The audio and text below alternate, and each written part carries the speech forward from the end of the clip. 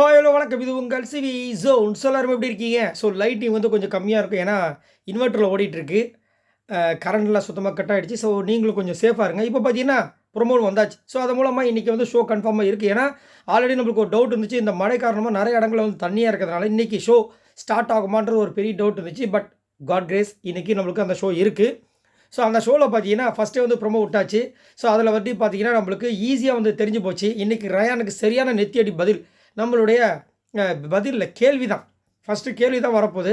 நம்ம விஜய் சேதுபதி அவர்கள் வச்சு செய்ய போகிறான்றது நல்லாவே தெரியுது. அவர் என்ன வந்தோடனே சொல்கிறாருன்னா, அந்த கோட்டை எடுத்தோடனே இவங்க எல்லாருமே அப்படியே புயலாக வந்து கிளம்பி பயங்கரமாக வந்து சண்டை போட ஆரம்பிச்சிட்டாங்க. அது மட்டும் இல்லாமல் உள்ளுக்குள்ளே இருந்த அந்த வன்மங்கள், கோவங்கள் எல்லாம் அப்படியே பிச்சுக்கின்னு வந்துருச்சு.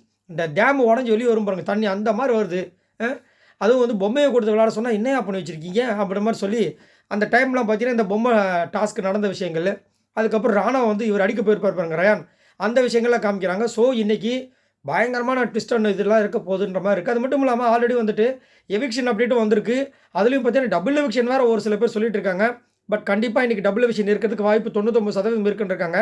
பட் இன்னும் நம்மளுக்கு அஃபிஷியல் அப்டேட் வரல. அதுக்கு முன்னாடி பார்த்தீங்கன்னா ரஞ்சித் சார் தான் இது வரைக்கும் வெளியே போயிருக்கார் அப்படின்ற மாதிரி தான் அப்டேட் வந்திருக்கு. பார்க்கலாம் இன்னும் என்னென்ன அப்டேட்லாம் வரப்போகுது, யாருக்கெல்லாம் ரெட் கார்டு எல்லோ கார்டு வரப்போகுதுன்ற விஷயங்களை வர நான் உங்களுக்கு சொல்கிறேன்.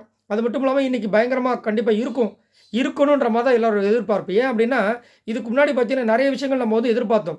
பட் எல்லாமே அப்படியே புஷ்ஷுன்னு போயிடுச்சு. அது மட்டும் இல்லாமல் இந்த பிரியாணி திருட்டுத்தனமாக பண்ண பிரியாணியை பார்த்தீங்கன்னா இது வரைக்கும் வெளியே வரல. அதனால் என்ன ஆகிடுச்சுன்னா நேற்று பார்த்தீங்கன்னா நம்மளுடைய ஜாக்லின் அந்த செட்டு அப்படியே கோவா கேங் அப்படியே போயிட்டு பால் தயிர், அதுவும் கிச்சன் இன்சார்ஜ், நேர்மையான கிச்சன் இன்சார்ஜாக நான் தன்னை மாறு தட்டி கொண்டு இருக்கிற அருண்கிட்ட போய் கேட்குறாங்க. அருண் வந்துட்டு இந்த மாதிரி நீங்கள் நல்லா பண்ணீங்கன்னு சொல்லிட்டு கொடுக்குறாரு. என்ன விதத்தில் நியாயம் எனக்கு ஒன்றும் புரியல. அப்போ மற்றவங்களாம் இழிச்சவாங்க, இவங்கள மட்டும் ரொம்ப கிளவர். ஸோ அந்த விஷயத்தை அன்றைக்கே தட்டி கேட்டிருந்தால் இன்றைக்கி இந்த பிரச்சனை நடந்திருக்காது. எல்லாருக்கும் காமனாக இருக்கிற ஒரு பொருளை போய் எடுத்து இவங்க எப்படி, அதாவது இவங்க சாப்பிட்றதுக்கு தப்பு இல்லை.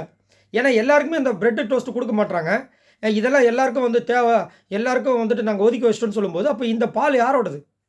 இதை முதல்ல அப்போ இவங்களுக்கு ஒதுக்கி வச்சிட்டாங்களா? அதெல்லாம் தப்பு. ஸோ இந்த மாதிரி விஷயங்கள்லாம் வந்துட்டு அதான் அன்றைக்கி கேட்காதனால இன்றைக்கி இப்படி வளர்ந்துட்டு போகுது. இதையும் அட்ரஸ் பண்ணணுன்ற மாதிரி போயிட்டுருக்கு. சரி பார்க்கலாம். ஸோ நீங்கள் உங்களோட கருத்தை சொல்லுங்கள். இன்றைக்கி இந்த ப்ரோமோ பார்க்கும்போது உங்களுக்கு என்ன தோணுது?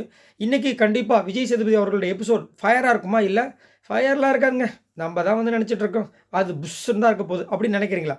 மறக்காமல் கமெண்ட்ஸ் பண்ணுங்கள். இந்த வீடியோக்கு ஒரு லைக் தட்டி விடுங்க. மறக்காமல் நம்மளோட சேனலை சப்ஸ்கிரைப் பண்ணி சப்போர்ட் பண்ணுங்கள். பாய் நண்பர்களே.